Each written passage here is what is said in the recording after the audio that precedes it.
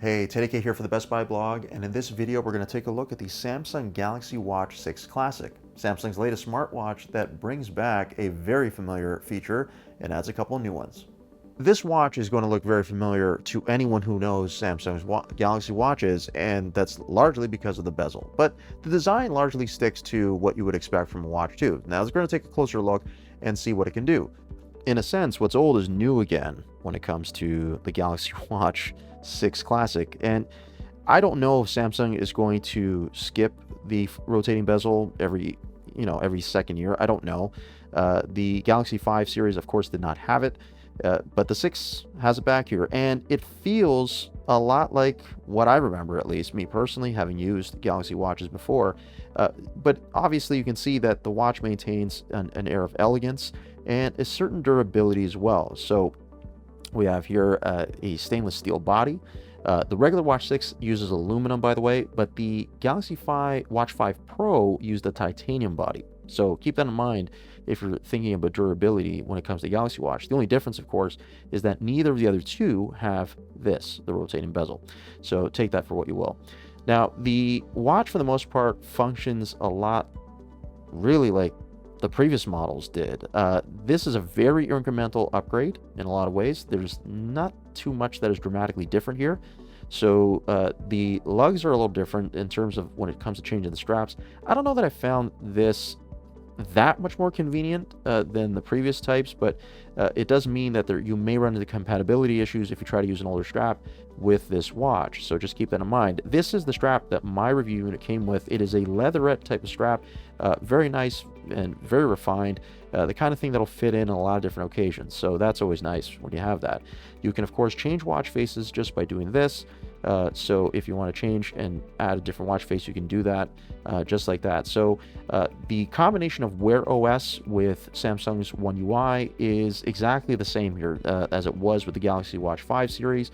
So you're not seeing anything dramatically changed as far as that goes, but there are some improvements to note. I'll start with some of the basics for Wear OS first. So, of course, if you scroll up, you will have Google Play Store there. Open that up, and you have access to a variety of different apps.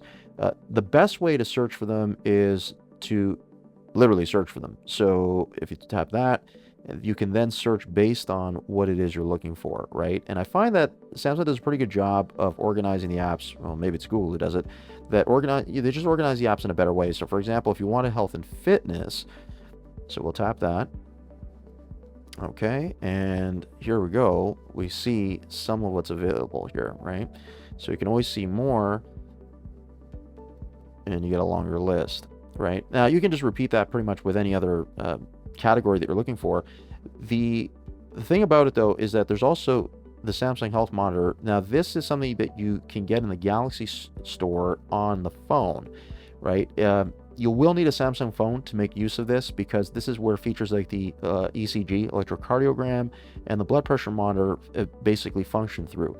So you would need the Samsung Health Monitor app both on here and on your phone in order to get those things to work. Unfortunately, you won't make that happen with other Android phones, and of course, the Galaxy Watch 6 Classic won't work with an iPhone at all, so that's a moot point. Again, here, Wear OS is exactly what I expected, right? So even with like the camera app, I can connect to the phone, and I can essentially use the watch as a shutter for the phone. It's really cool, actually, if you're in a mobile photography and you're shooting photos from different angles, from unique angles, unique perspectives, and you can't really reach the phone, or you've set it up on a tripod or something. This is a pretty cool way to actually access the camera that way. So the app part is fine, no problem there. Now, when it comes to exercise tracking, there's not a lot that's changed as far as how it works. So the watch is capable of automatically tracking about 6 different exercises. You can then manually track all the other ones that you want or that you need, right? So allows them, yeah. So just to show here that yes. So while using the app, right? So we'll do that. So now we've got running coach, track run, hiking. So you have all sorts of different exercises.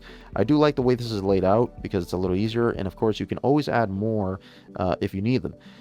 The key thing, though, is to remember that you have to manually track the exercises that are not automatically tracked. So if you're walking or running and you do it for about 5 to 10 minutes, the watch will already know that you're doing it and it will track all your activity for you. But if you're doing it for a kayaking or yoga or something like that, then or any of the other more than 90 exercises, you do have to manually track them. Otherwise, the watch will think you're just sort of just moving, but not with anything specific. Health tracking is a little more interesting here because that's where a couple of the new features come into play. So there's a skin temperature sensor in here. This Samsung actually had one in the Galaxy Watch 5 Pro, but they left it dormant for a long time. Out of the box, though, it does function here, and it will track skin temperature fluctuations while you're asleep in particular, and let you know where you stand through the app. Key thing, though, is that you have to turn that feature on in the Samsung Health app. It is off by default, but you can toggle it on very easily. It's also where you can tell it to measure blood oxygen while you're sleeping, things like that, because the sleep tracking is also expanded a little bit here through a sleep coaching system that Samsung put in here. Now, I'm using the word system a little loosely here because it still has room to grow and to evolve, but the basis is that after sleeping for about 7 days with the watch, you will be then assigned an animal. So your sleep habits will coincide with an animal that see. So for me, Samsung gave me a lion, so that way you have an idea of where you stand as you sleep, right? And after you're done the 7 days or 7 nights, you have the option of applying for some coaching through the app to help you sleep better. Especially if you've been struggling and the app recognizes that things may be a little off, maybe you're not getting enough sleep, things like that. It's not bad. I think generally speaking, I think the idea is pretty sound. The execution could use some work. We'll have to wait and see how Samsung evolves this, but again, it's not something you have to use, but at least the sleep tracking seems to be more precise and accurate this time. Like, it recognized the different times that I was awake, and the sleep stages seem to be pretty accurate as well and pretty consistent from night to night, which is pretty much the way I feel when I sleep. Now, all the health data comes into play here also when it comes to body composition. So this was a feature that has previously been introduced in past Samsung smartwatches, and it continues on here. It's not really all that different. It mostly functions the same way, but the key thing is that if the other data that it's using, or the sensors are more accurate, then the data that comes in here is going to be more accurate too. And that's kind of the impression I got. So you do this. You don't have to do it all the time. I did it a couple times just to see if there were any differences, but basically the idea is that you use these 2 fingers to get a measurement, and then that's it. So it sends an electrical pulse through these 2 fingers, and it gets a reading based on that to give you this kind of info. So pretty cool, and a nice feature, one that I've always liked actually since Samsung introduced it. ECG, now we've already gone over this before, but again, same thing. You do need a Samsung phone to use this, but it does get better, it seems, with each iteration. Then we have blood oxygen. So all these things, and then you can always add more here, different widgets as well, including third-party apps, by the way. So it's not just health and fitness widgets here. Now, with all that said, the battery life on here is not going to be great. It just isn't. You could go a full day, but after that, I don't think you're going to make it. And even though there's a low power mode that can really stretch it to 2 days or beyond, you're probably not going to want to use that in most cases. And especially with GPS tracking and everything going on here, if you're going to be using this for activity on a regular basis, but even if you're not, frankly, even if you're just using this as a smartwatch, you're getting notifications, you're taking a phone call or two, you're responding to a message, you're basically using this as any other smartwatch. The battery is not going to last very long, and it's going to show. So you're going to have to charge this very often. It does come with a wireless charger that you'll probably want to keep with you, but you can also use other Qi enabled chargers as well to charge this, and they'll be good to go. But its own charger tends to charge it a little faster, so you should be up and running relatively quickly. I would say over an hour. It'll go from empty to full, and you'll be back in action again. But again, it's just not great battery life, and there's really not much you can do about it other than going to low power mode. Even if you turn GPS off, that'll help, but not as much as you might think. And so at this point, I would say you're looking at 24 to 36 hours at most, and that's about it. So you'll have to keep that charger pretty handy. given all that, this watch is not something that I would recommend upgrading to if you already have a Watch 5. From Watch 4, yes, you could definitely make the case that this is going to feel different and better than that.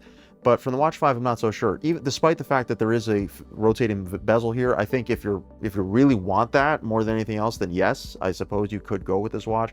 But functionally speaking, as far as the tracking goes, I don't know if there's enough of a massive difference between the 5 and the 6, really, because there really isn't, to warrant or for me to even recommend any kind of an upgrade. If you have the 4 or earlier, especially if you have the Galaxy Watch 3, this is going to feel totally different, largely because of Wear OS and just all the various sensors and features that are in here. So from there, a 3 or a 4, yeah, you can definitely make an argument that this is going to be a noticeable upgrade, but from the 5, not so much. And that's my review of the Samsung Galaxy Watch 6 Classic, available now at Best Buy. You can check out more about it by just clicking the link below. For the Best Buy blog, I'm Teddy K. Thanks for watching.